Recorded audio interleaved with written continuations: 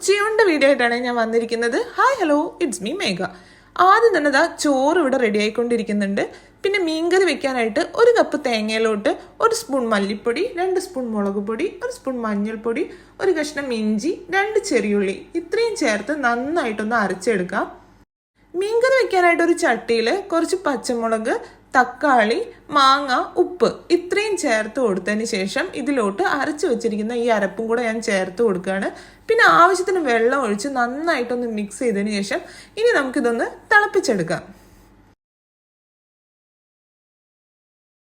മീൻകറി തിളയ്ക്കുന്ന സമയം കൊണ്ട് ഞാനൊരു മെഴുക്കുവരട്ടി ഉണ്ടാക്കിയെടുക്കാൻ പോവുകയാണ്. അതിനായിട്ടൊരു ചീനച്ചട്ടി അടുപ്പത്ത് വെച്ചിട്ടുണ്ട്. ഇതിലോട്ട് ആവശ്യത്തിനുള്ള വെളിച്ചെണ്ണ ഒഴിച്ചു കൊടുക്കുന്നുണ്ട്. പിന്നെ പച്ചമുളക്, കറിവേപ്പില, ചെറിയുള്ളി ഇത്രയും ചേർത്ത് നന്നായിട്ടൊന്ന് വഴറ്റി കൊടുക്കുക. ഇതൊന്ന് നന്നായിട്ട് വഴണ്ടി വരുമ്പോൾ ഇതിലേക്ക് ആവശ്യത്തിനുള്ള മഞ്ഞൾപ്പൊടി ചേർത്ത് കൊടുക്കുക. അതിനുശേഷം നമ്മൾ നേരത്തെ അരിഞ്ഞു വെച്ചിട്ടുണ്ടായ കോവയ്ക്കും കൂടെ ഞാൻ ഇതിലേക്ക് ഇട്ട് കൊടുത്തതിന് ശേഷം നന്നായിട്ടൊന്ന് മിക്സ് ചെയ്ത് കൊടുക്കുകയാണ്.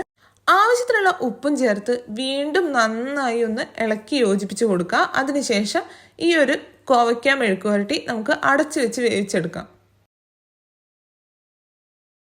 അടുത്തതായി വറക്കാനുള്ള മീൻ എടുത്തിട്ടുണ്ട്. ഞാൻ മാന്തയാണ് കേട്ടോ ഇന്ന് എനിക്ക് കിട്ടിയത്. ഇതിലോട്ട് 2 സ്പൂൺ മുളക് പൊടി, 1 സ്പൂൺ മഞ്ഞൾപ്പൊടി, 1 സ്പൂൺ ഉപ്പ് ഇത്രയും ചേർത്ത് ഈ ഒരു മസാല നന്നായിട്ടൊന്ന് മിക്സ് ചെയ്ത് കൊടുത്തിട്ട് നമുക്ക് കുറച്ച് നേരം ഇതൊന്ന് അടച്ചു വെക്കാം. അപ്പോഴേക്കും നമ്മുടെ മെഴുക്ക് പുരട്ടി ഇവിടെ ഏകദേശം റെഡി ആയിട്ടുണ്ട്. അതുപോലെ തന്നെ നമ്മുടെ മീൻ കറി അത്യാവശ്യം നന്നായിട്ടൊന്ന് തിളച്ച് വന്നിട്ടുണ്ട്. ഇനി ഇതിലോട്ട് നമുക്ക് മീൻ ചേർത്ത് കൊടുക്കാം. മാന്ത തന്നെയാണ് കേട്ടോ ഞാൻ കറി വെക്കാനും എടുത്തത്. അപ്പോൾ ദാ നമ്മുടെ കറി ഇവിടെ റെഡി ആയിട്ടുണ്ട്.